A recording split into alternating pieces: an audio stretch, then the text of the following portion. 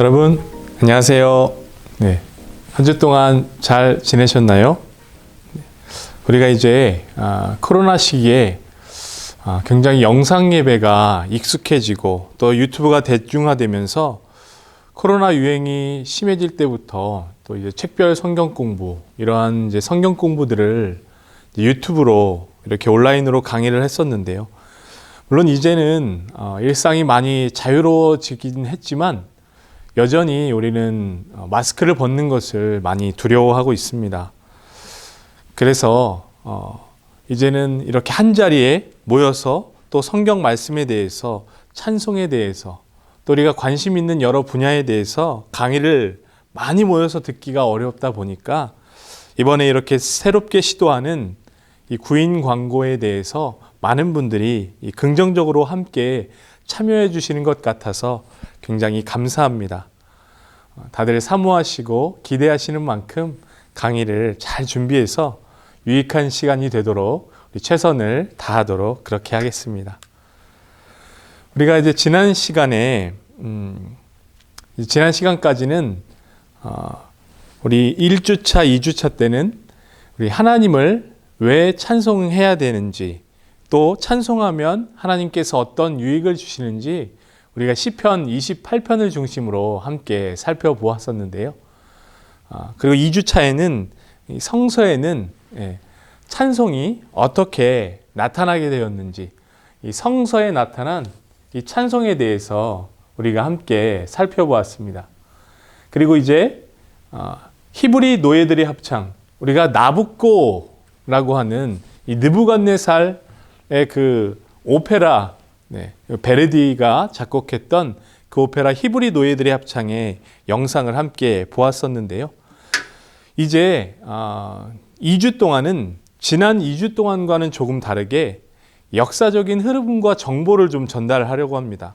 사실 짧은 시간 안에 이것을 다 다룰 수 없기 때문에 하나의 주제를 가지고 굵직한 흐름만 함께 살펴보려고 하는데요. 지난 시간에 우리가 이 히브리 노예들의 합창을 함께 들었고, 또 시편의 기자들과 모세, 또 하박국, 또 마리아와 시므온, 이런 분들의 찬양의 고백들을 우리 함께 살펴보았는데요. 이들의 삶을 우리가 한마디로 이야기한다고 한다면 무엇이라고 할 수 있을까요? 바로 이제 광야라고 할 수 있을 것입니다. 이들의 삶은 모두 광야와 같았습니다.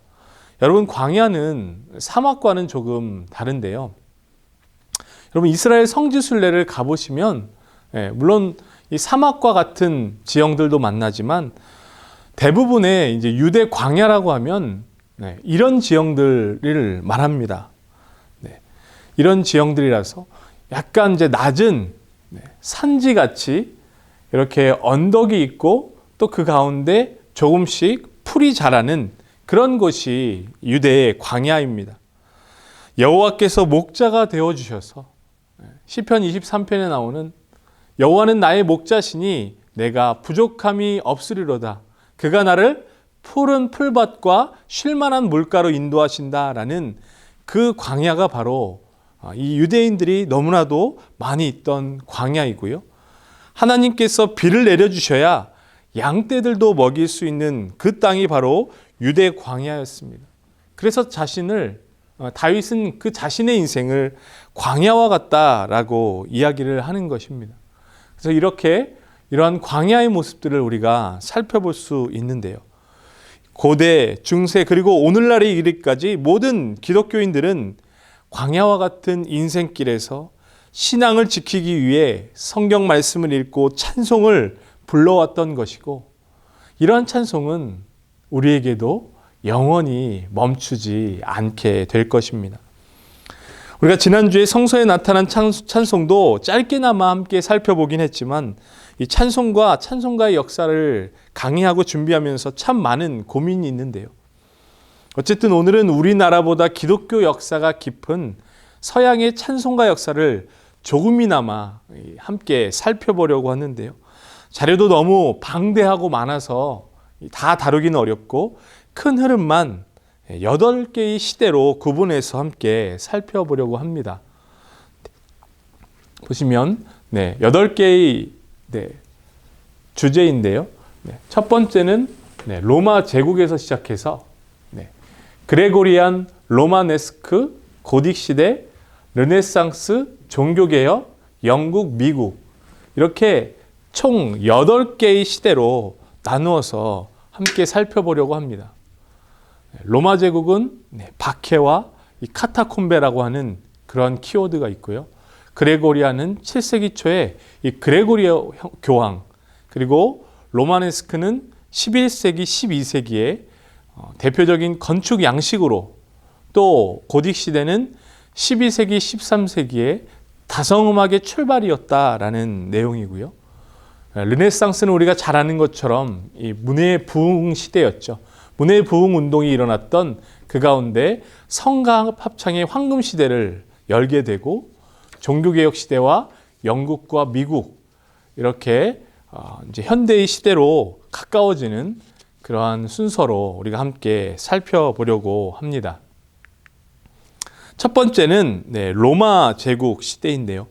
로마 제국 시대에는 오늘날 이 북한의 교회, 이 지하교인들처럼 이 신앙의 자유를 잃고 지하로 이 기독교인들이 숨어들게 됩니다. 여러분, 카타콤베 아시죠? 당시 로마 제국에서는 이렇게 지하에 무덤을 만들어서 시신을 이곳에 이렇게 매장했는데요. 여러분은 신앙을 지키기 위해서 만약에 남은 인생을 이렇게 지하에 있는 공동묘지에서 살라고 하면 여러분 그렇게 하실 수 있으시겠습니까? 그런데 박해를 피해서 신앙을 지키려고 이렇게 이 무덤으로 숨어 들어간 사람들이 있었다라는 것이었습니다. 그리고 이들이 그곳에서 찬양을 불렀는데, 찬송을 불렀는데 그 찬송이 어땠을까요? 여러분, 마음껏 부를 수 없었을 것입니다. 요즘처럼 악보도 제대로 없었고요. 다양한 악기와 화음을 통해서 찬양할 수는 더더욱 없었을 것입니다. 공개적으로 예배를 드릴 수 없었기 때문에 찬송가를 크게 부를 수 없었고, 무반주로 예배 인도자의 음에 맞추어서 단음으로 성가를 부르는 형태였는데요. 그럼에도 불구하고 이 카타콤베에서 찬양을 불렀던, 자신의 생명을 걸고 마음을 다해서 찬송을 불렀던 당시 기독교인들의 찬송가를 우리가 듣는다면, 그 찬송가는 화려하지 않더라도 우리의 마음 가운데 깊은 감동을 선사해 줄 뿐만 아니라 하나님께서도 그 찬송을 기쁘게 받으실 줄로 믿습니다. 여러분, 복음성가 중에 마음의 예배라는 찬양이 있는데요. 제가 지난주, 지지난주도 계속 무반주로 이렇게 노래를 하나씩 불렀었는데, 오늘도 우리 그 지하교회에서, 이 카타콤베에서 정말 아무런 반주도 없는 그러한 상황 가운데 불렀다 생각하고 무반주로 한번 찬양을 불러보도록 하겠습니다. 찬양의 열기 모두 끝나면 주 앞에 나와 더욱 진실한 예배드리네. 주님을 향한 노래 이상의 노래, 내 맘 깊은 곳에 주께서 원하신 것, 화려한 음악보다 뜻없는 열심보다 중심을 원하시죠. 주님께 드릴 마음의 예배, 주님을 위한, 주님을 향한 노래, 중심 잃은 예배 내려놓고 이제 나 돌아와 주님만 예배해요. 아멘.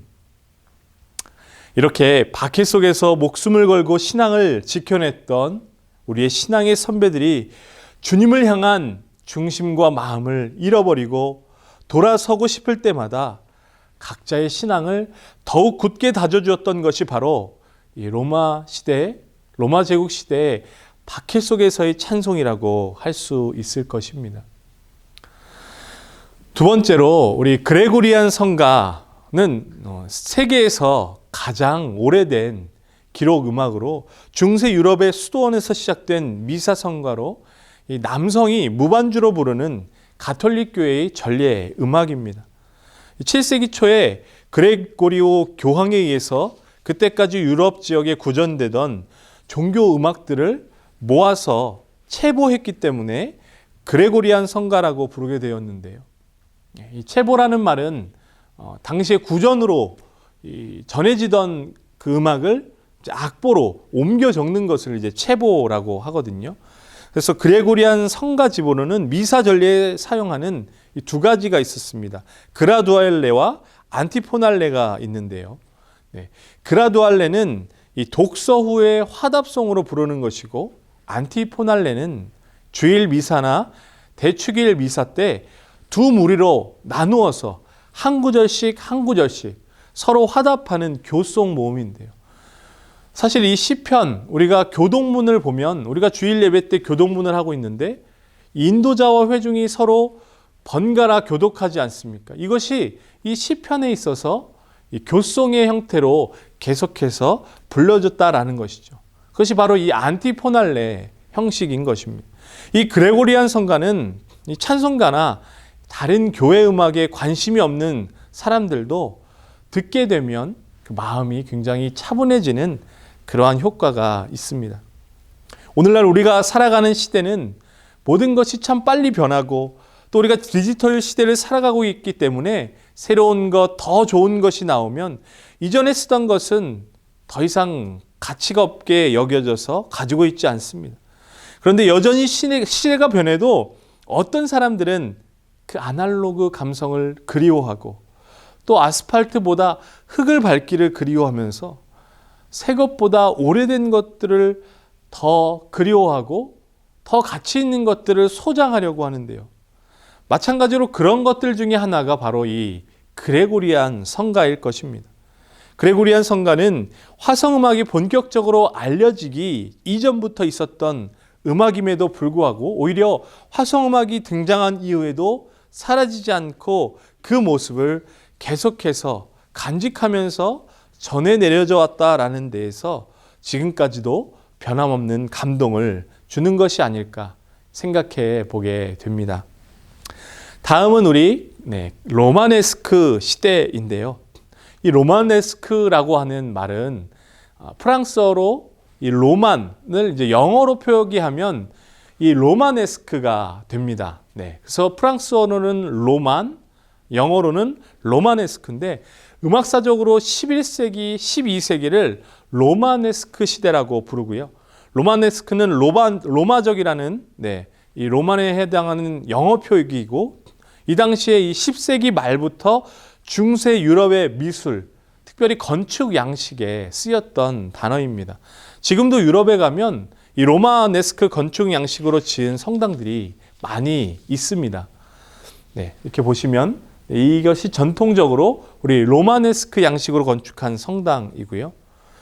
이 로마네스크 시대의 음악의 특징이라고 하면 당시에 스페인이나 프랑스 남부 지역에 이 마리아에 대한 열정적인 숭배, 또 여성을 향한 기사도, 세련된 사교 문화를 동반한 이 세속적인 이 시음악이 함께 나타났는데요. 하지만 교회 예배당에서는 여전히 이 그레고리안 성가의 특징을 벗어나지 못하고 로마네스크 시대가 되었는데도 여전히 교회 안에서는 단성으로 합창이면서도 단성 재창으로 많은 찬송을 불렀다라는 데 한계가 있습니다. 이것이 그레고리안 성가의 장점임과 동시에 이 로마네스크 시대의 이 한계였던 것이죠. 그래서 이러한 로마네스크 시대의 한계를 일부 극복한 것이 바로 다음에 이어지는 고딕 시대인데요. 시기적으로 12세기에서 13세기를 고딕 시대라고 부릅니다. 그래서 고딕 시대를 바로 이 문예 부흥 운동, 이 르네상스 시대 바로 이전의 시대가 고딕 시대인데, 대략 12세기 중반에서 13세기 말까지 이 한 세기 반 정도는 이 시대를 아르스 안티쿠아라고 부릅니다. 이 아르스 안티쿠아란 구예술이라는 의미인데요. 14세기 초에 음악 이론가들이 아르스 노바, 새로운 예술이라고 부르던 그 당시의 음악과 13세기 말에 이 음악을 구별하기 위해서 사용했던 용어가 바로 아르스 안티쿠아라고 하는 단어입니다. 이 시기 동안에 서양 음악사에 중요한 변화들이 일어나게 되는데, 12세기 중반에 들면서 이 서양 음악사에서 이 수도원 안에서 성장해온 다성음악의 이 주도권이 수도원에서 노틀담 대성당 중심으로 활약하는 음악가들에게 넘어가게 됩니다. 그러니까 수도원은 우리가 생각하면 조금 더 시골에 이렇게 한적한 곳에 있지만, 노틀담 성당은 어디에 있습니까? 파리의 시내에 있죠. 굉장히 그 유럽의 다성음악을 주도하는 그러한 중심이 파리로 이 고딕 시대에 넘어오게 되면서 150년 동안 계속 그 다성음악을 주도하게 되는데요. 특히 12세기 말은 다성음악 역사상 매우 중요한 시기로, 이때 파리의 노틀담 악파에 의해서 오르가눔의 발전이 절정에 이르게 됩니다. 여러분, 오르가눔이라는 말을 혹시 들어보셨나요? 이 중세 그레고리안 성가를 바탕으로 만들어지기 시작한 이 다성 음악이고요. 그와 이 대비되는 다른 또 하나의 형식이 이제 콘둑투스라고 하는 그 형식이 있습니다. 이 오르가눔은 각 성부가 각각 다양한 리듬으로 독립되어 있는 반면에, 콘둑투스는 상하의 모든 성부가 이 4-5도의 협화음을 중심으로 수직적으로 움직이는 간결한 느낌을 주는 형식인데요. 오늘날로 말하면 이제 사성부가 이렇게 다양하게 중간에 이렇게 들어왔다 나갔다 하는 그러한 찬양대의 합창곡들은 오르가눔 형식이라고 볼 수 있겠고요. 찬송가의 이 사성부로 되어 있는 그러한 곡들은 이 콘둑투스 형식이라고 보시면 우리가 이해할 수 있을 것 같습니다. 다음으로 우리 르네상스 시대인데요. 드디어 문예 부흥 운동이 일어났던 르네상스 시대의 찬송가를 우리가 살펴보게 되었습니다. 사실 우리가 인류의 역사를 살펴보아도 전쟁에서 이 청동기 무기를 사용하는 이 청동기 시대에도 어땠습니까? 청동기는 귀했기 때문에 농사는 반달 돌칸 같은 간섭기 도구로 농사를 지었던 것을 우리가 볼 수 있는데요. 무엇이든지 처음 출시되어서 그것이 모든 대중들에게 보급되어서 사용되기까지는 시간이 오래 걸린다라는 것이죠. 요즘에도 우리가 승용차를 많이 타지만 이 친환경을 위해서 만들어진 이 전기차 굉장히 좋긴 하지만 여러 가지 이유로 대중화되지 못하고 있죠. 마찬가지로 우리가 한 분이시면서 세 위격을 가지신 이 성부, 성자, 성령 삼위일체의 하나님께서 먼 옛날부터 우리에게 화성이라고 하는 다양한 음의 조화를 주셨음에도 불구하고 인류가 그것을 찾아내고 체계적으로 그 화성을 사용하기까지는 상당한 기간이 소요되었다라는 것입니다. 그런 결과로 이 중세시대까지 대부분의 유럽인들은 이 단선율 외에 찬송을 알지 못했습니다. 이 서양 역사로 보았을 때 중세가 끝나가는 이 르네상스 시대가 되어서야 화성의 원칙이 발견되고 새로운 음악의 창의적인 작품들이 쏟아지게 되었다라는 것이죠. 여러분, 우리가 오늘날 부르는 이 합창이라고 하면 최소 피아노나 오르간 또는 오케스트라와 함께하는 것이 너무나도 우리는 당연하게 느껴지고 있지만, 르네상스 시대의 합창은 순수한 무반주의 코러스로 육성만 나타나는 형태였다라는 것입니다. 그래서 이렇게 그림을 보시면 르네상스 시대에 찬송을 부리는 아이들의 모습이 나오는데요. 오늘날로 말하면 무반주 육성 합창, 아카펠라라고 할 수 있습니다. 어쨌든 이러한 르네상스 시대의 합창은 예배 찬송이라는 분야에 집중되었기 때문에 성가 합창의 황금 시대라고 해도 과언이 아닐 것입니다. 네, 다음 6번째로 이제 종교개혁 시대의 찬송가를 우리가 함께 살펴보기 원하는데요. 문예부흥 운동이 계속되면서 이 중세시대 교회는 타락하고 면죄부를 사고 파는 지경까지 이르게 됩니다. 이를 보다 못한 루터는 1517년 95개조 반박문을 독일의 비텐베르크 성당에 이렇게 게시하면서 개신교회가 역사에 등장하게 되는데요.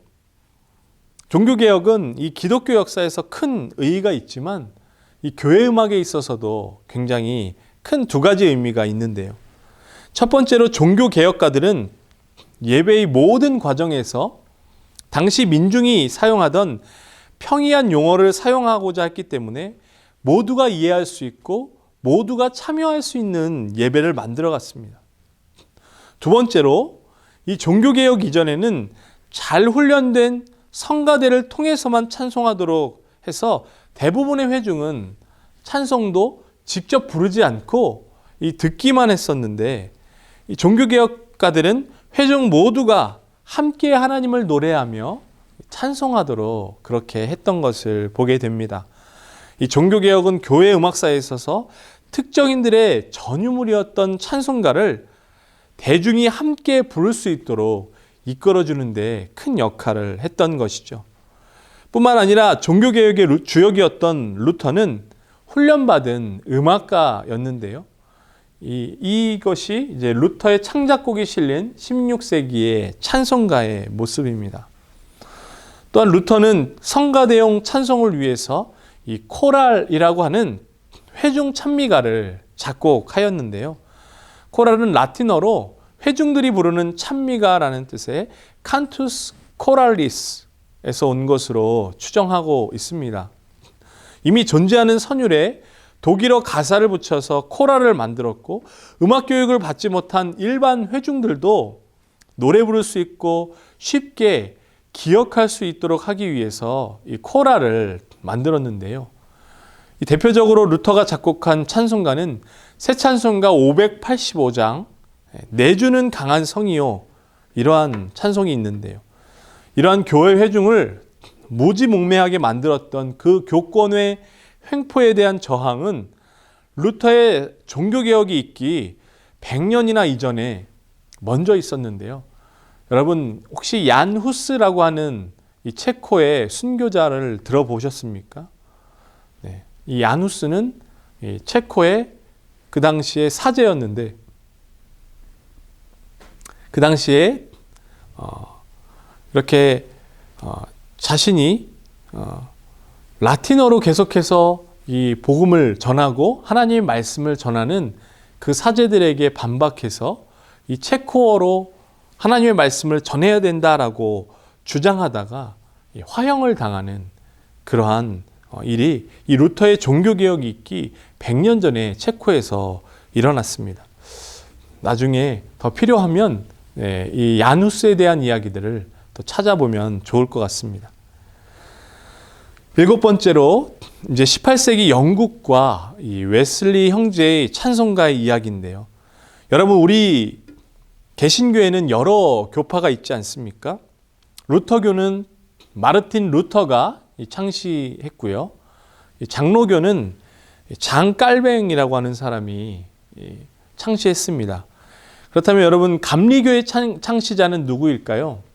네, 바로 우리가 잘 아는 것처럼 존 웨슬리입니다. 네, 그런데 이 존 웨슬리에게는 동생이 있었는데 바로 이 찰스 웨슬리라고 하는 목사님이었습니다.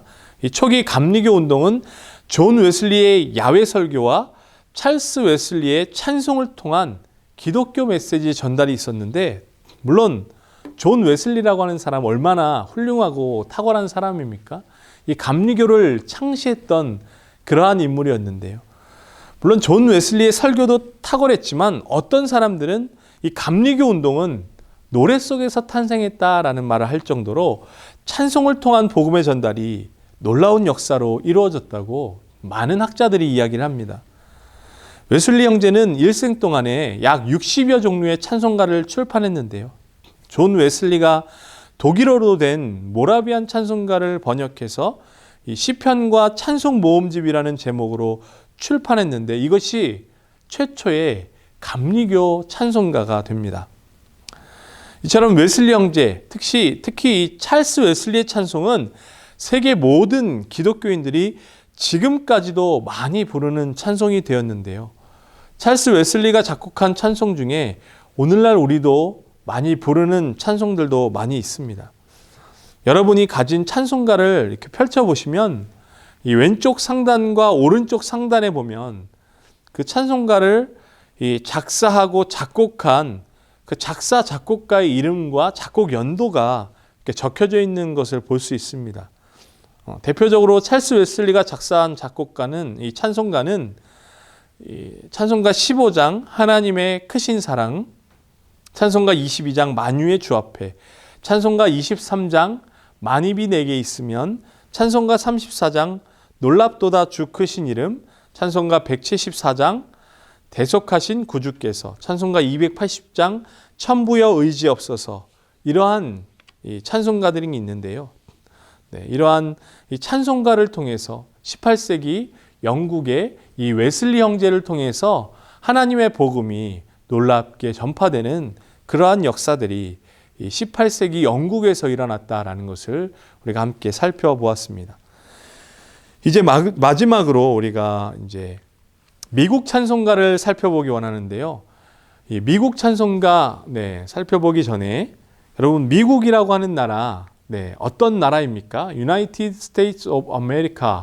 미국. 아름다울 미에 나라 국자를 써서 여러분 이 미국 국기에 있는 이 줄과 이 별의 의미가 있는 거 여러분 혹시 알고 계시나요? 이 줄은 미국이 1777년에 이 독립선언 당시에 13개의 주로 시작한 것을 기념하면서 이 13개의 줄, 빨간 줄로 시작해서 하얀 줄, 빨간 줄 해서 빨간 줄까지 총 13개의 줄로 표현이 되어 있고요. 그래서 우리가 성족이라고 하죠. 미국의 이 별로 장식되어 있는 이 깃발인데요.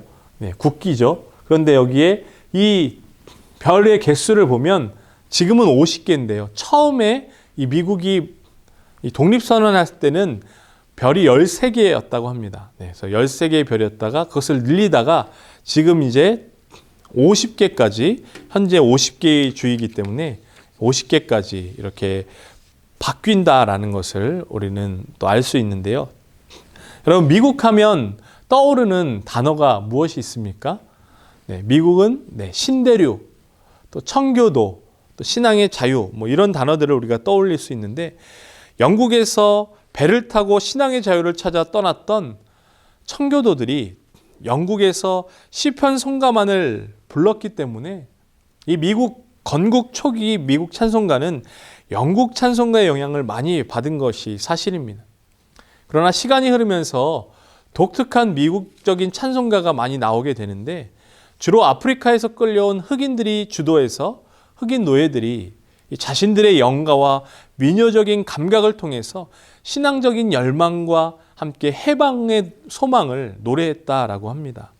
원래 흑인들이 몸도 유연해서 춤도 잘 추고 달리기, 축구, 농구, 운동도 잘하고 또 노래도 흑인들만의 특유의 소울이 있지 않습니까? 이러한 강한 이 비트와 리듬을 가졌던 흑인들의 노래가 미국의 찬송가에 영향을 미치게 되었고, 그것이 오늘날 소위 복음성가라고 하는 부르는 찬송이 되었던 것이죠. 초기 복음성가의 목적은 전도였습니다. 가사의 내용은 신자들의 신앙적인 경험을 많이 다뤘고요. 일반적으로 기존 찬송가보다 자유분방하고 이 정열적인 것이 그 특징이었는데요.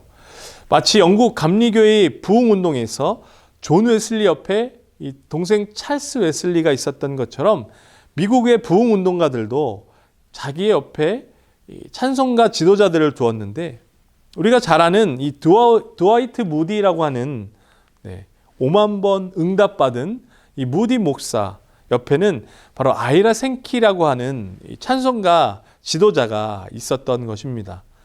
이렇게 복음성가는 19세기 미국의 대부흥운동, 우리가 주일 설교 말씀을 통해서도 계속해서 접하지 않았습니까? 이 미국의 대부흥운동의 각종 집회에서 사용하기 위해서 탄생했던 것입니다.